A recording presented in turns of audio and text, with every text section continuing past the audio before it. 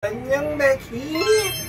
Ayun at si Kapudi pa nga nag-intro. Anyong Becky! Day off na naman nga. Di magwawalwal na naman tayo for today's video. Nagdala pa nga si Kalbuwan ng pampo. May yuke, sashimi, at fresh salmon. At may iba-ibang klase pang sausawan. Ito nga yung night before na nag-swimming kami sa Tuksum Resort Station. Kaya naman may hangover ang mga Becky. Excited na nga si Bito Matimusan. Ako lang ba yung mahilig isawsaw yung sagwa sa ginisang alamang? Ayun nga at nagluto pa si Kapudi ng papaitan. Actually pang dinner nga namin yan. Kaso gusto na lang ipang pulutan. Shoot, Becky, ang tagal-tagal ko na nakakasama sa pagpapromote si Kalbuwan ng cross. Pero hindi pa pala successful ang pagre-register. Kaya naman this time, sisiguraduhin ko na magiging cross spam na. Matagal na nga niya na i-download yung app. Napakadali lang naman sundan yung instruction para makapag-register. Pwede nyo i-link sa inyong Facebook account or sa inyong mobile number. Ganun lang kabilis at kasimple. At kahit passport lang ang gamit mo, ay pwede ka na magpadala ng pera sa Pilipinas. Ano pang inaantay mo? Download mo na rin. Ganun nga lang kabilis at nakapag-register na siya. And don't forget to use my referral code. I-click mo lang yung P sa upper right corner ng yung screen. At hanapin yung may referral code. At i-type mo lang yung name ko. All caps lock. JP Junatas. At walang space. And also be part of our team. Click mo lang yung join at team. At hanapin mo yung Itaewon No Class. Love. At alam nyo rin bang may cross shop sa cross apps? Ang dami nga dito mga Philippine products na madali mo nang ma-order at hindi mo nahahanapin kung saan-saan. Lalo kung malayo ka sa mga Philippine store dito sa Korea. Sakto nga at naka-promo ngayon yung kanilang pansit canton. Pati yung kanilang tissue. Lahati na nga lang ang babayaran mo. Take note, free delivery pa sa buong Korea. Limited stock nga lang to. Kaya naman unahan na lang. Ano pang inaantay mo at i-download at mag-register ka na para magkaroon ka rin ng cross shirt. Love. At eto na nga yung part 2 ng swimming namin sa Tuksum. Salamat nga pala sa mga nakapanood. Salamat din sa nag-comment at nag-like. At syempre sa mga nag-follow. Love.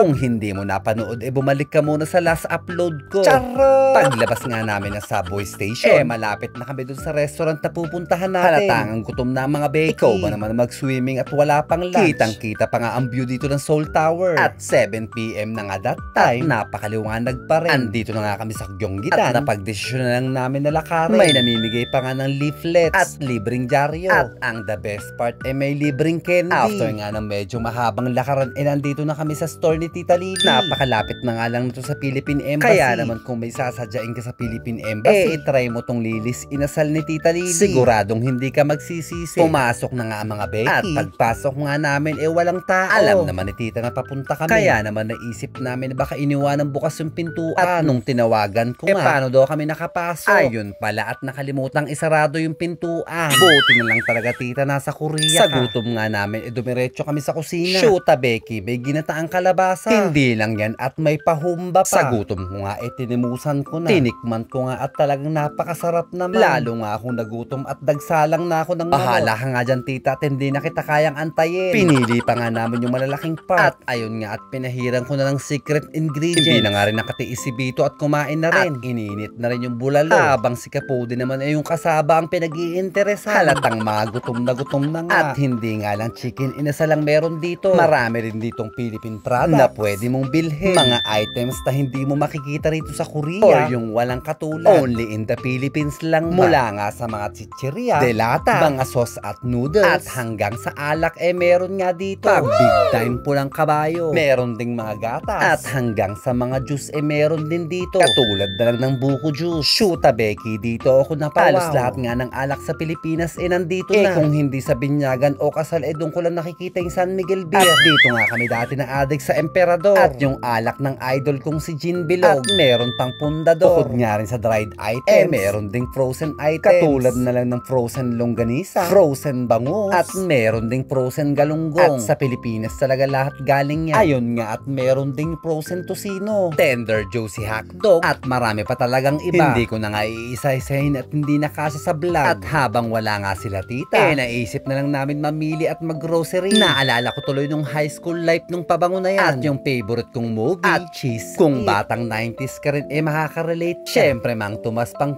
paborito. Bagoong dahil Ilocano tayo. Gatas at pagsusopas daw si Kapudi. Siyempre sardinas pang sagip pag walang ulam. Iba't ibang pamagat pa nga ang kinuha ko para iba-iba din ang lasa. Charot! Crispy fry pang gawa ng gravy. At siyempre sinigang mix with gabi. Sinigang sa miso. At original na sampalo. Mamasitas pang kare-kare. At marami pang ang iba. Kumuha na nga rin kami ng malaking magi sabon. Kanin nga lang at yan talo-talo na. Charot! Dumating na nga that time si tita at nanay Tisay. At naluto na rin sa wakas yung pagkain namin. Tignan ng Becky, sabaw pa lang yung ulam. Meron pang kamatis at sibuyas na ensalada. At kasaba cake na panghimagas. Self-service nga dito. At pagkatapos mo ikaw rin na magliligpit. Excited na nga talaga kaming kumain. Panigurado masusulit ang unlimited rice dito. Salamat tita sa masarap na pagkain. Love love. Ayan nga si Samunim at kumakaway pa. Siyempre mas masarap ang inasal lalo pag merong buko at juice. Hindi nga lang rice ang unlimited dito. Pati yung sabaw ng bulalo unlimited at 1 to sawa din. Kaya naman sulit na sulit dito sa Lilis Inasal. Sarap na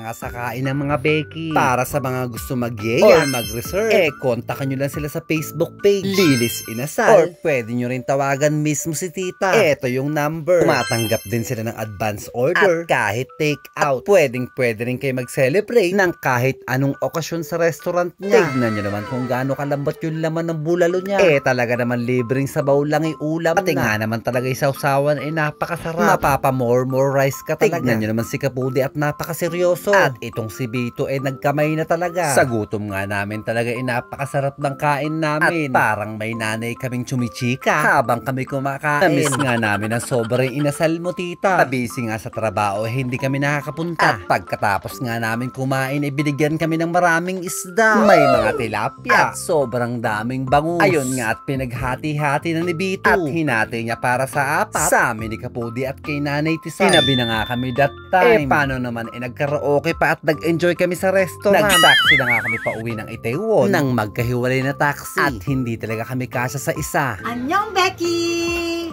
Vlog!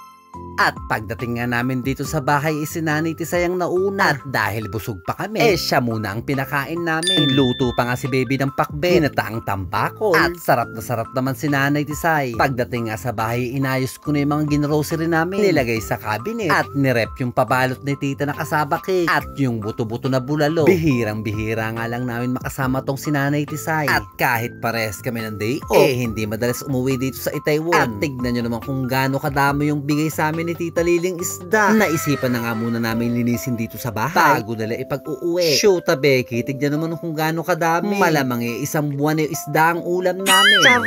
Pinirito na nga namin lahat ng tilapia that time. At yung mga bangus naman iminarinate namin sa suka na maraming bawang, paminta at asin. Hanggang dito na nga lang mga Becky. Salamat sa panonood. Annyeong! Love love!